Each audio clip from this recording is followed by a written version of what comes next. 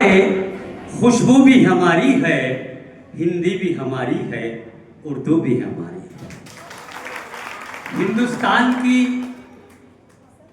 हजारों साल पुरानी मिली जुली सभ्यता और मुश्तरका तहजीब की मुंडेर पर जलते हुए सबसे रोशन चिराग की रोशनी अध्यक्ष महोदय साहिब सद्र और डाइस पर जो कलमकार या मेरी निगाह के रूबरू शवाकीन अदब और साहित्य से प्रेम रखने वाले दोस्त अहबाब भाई बहनें यहाँ मौजूद हैं, उनकी खिदमत में मेरी मोहब्बतों का आदाब, मेरी अकीदतों का सलाम।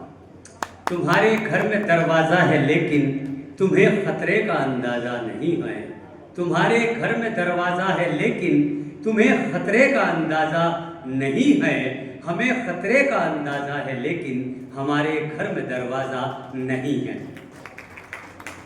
दोस्तों, एक कलमकार में और एक आम आदमी में ज़रा फ़र्क होता है और वो अंतर आपने इन चार पंक्तियों में, इन चार लाइनों में महसूस कर लिया होगा कि जब कोई कवि शब्दों से छेड़छाड़ करता है तो एक सुंदर सी कविता कागज़ पर उतर आती है, और जब कोई शायर लफ्ज़ों से शरारत करता है तो एक दिलकश गज़ल कागज़ पे नमूदार हो जाया करती है। ऐसे ही कोई अगर मजमून लिटरेचर का स्टूडेंट है तो उसकी गुफ्तगू में भी आम लोगों की बातचीत में बड़ा फ़र्क होता है। दोस्तों, आज का जो ये कार्यक्रम आयोजित किया गया है मन की उड़ान की ओर से, तो आज मन की उड़ान का स्थापना दिवस है, जिसको ये कहिए कि जिस रोज़ इस मन की उड़ान संस्था और तंजीम की बुनियाद रखी गई थी, तो आज उसको 1 साल पूरा हो गया। इसके लिए हम आपको और तमाम मन की उड़ान के जिम्मेदारान को, रामेश्वर भाई, मुकेश भाई, आशीष भाई और उनकी पूरी टीम को दिल की गहराइयों से मैं बधाई और मुबारकबाद पेश करता हूँ। दोस्तों, आज का दिन बहुत विशेष है, बड़ा ख़ास है कि इन बच्चों की मेहनतें, इन बच्चों की कोशिशों ने आज वो दिन दिखलाया है कि हमारे डाइस पर जो कलमकार मौजूद हैं ये ऐसे ही यहाँ तक नहीं पहुँचे। इन्होंने अपने जीवन में, अपनी ज़िंदगी में बड़ी मेहनतें की हैं।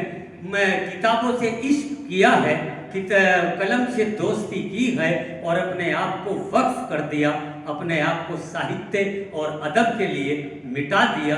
तब जाके आज ये इस लायक बने, इस काबिल बने कि इस मंच पर हैं और जहाँ जहाँ भी ये अपना कलाम, अपनी कविताएं और गज़लें पढ़ते हैं तो सुनने वाले लोग इनके शैदाई हो जाया करते हैं। ये कलमकार की खूबी हुआ करती है कि हमसे पूछो गज़ल मांगती है कितना लहू, हमसे पूछो गज़ल मांगती है कितना लहू, लोग कहते हैं कि धंधा बड़े आराम का है।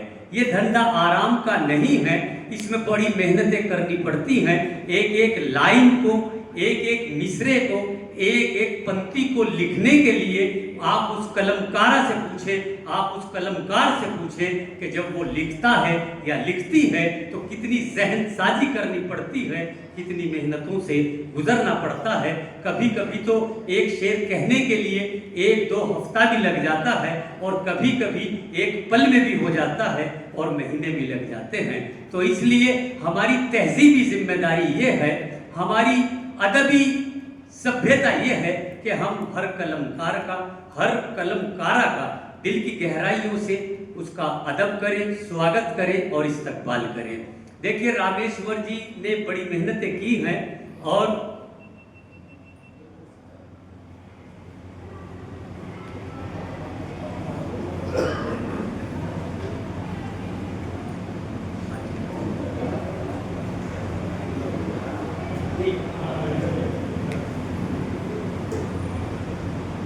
देखिए, जो रामेश्वर और मुकेश भाई, आशीष भाई, संजोत भाई और इनकी पूरी टीम और रहबरी और सरपरस्ती के लिए प्रेम सागर साहब और इस संस्था के जो बड़े अफसर हैं, जिनके नाम मैं वहाँ बैठकर लूँगा, उन लोगों ने बड़ा सहयोग किया, कोऑपरेट किया और इस साहित्य को, इस अदब को आगे बढ़ाने में जो किरदार और जो रोल अदा किया है, मैं उनको भी मुबारकबाद पेश करता हूं। और संस्था के साथ साथ इसके MDD बाल भवन के तमाम स्टाफ के लोगों को भी मैं मुबारकबाद पेश करता हूं। तो आइए दोस्तों, बड़ी बात ना करते हुए, हम पहले ही से थोड़ा लेट हैं, तो अपने वतन के लिए, अपनी मिट्टी और अपने देश के लिए हम एक तराने के लिए आवाज़ दे रहे हैं इकबाल पानीपति जी को। इकबाल पानीपति का बड़ा मुकाम है और हमारे दिल्ली से भी बड़े अच्छे अच्छे दोस्त आए हुए हैं। जनाब मेरे खास दोस्त मनोज शाश्वत साहब, जनाब संजय जैन साहब और दिल्ली के बहुत से नुमाया चेहरे आज इस प्रोग्राम में हैं कि तुम बात तो सुनते ही नहीं, गौर से क्या है। तुम बात तो सुनते ही नहीं, गौर से क्या है।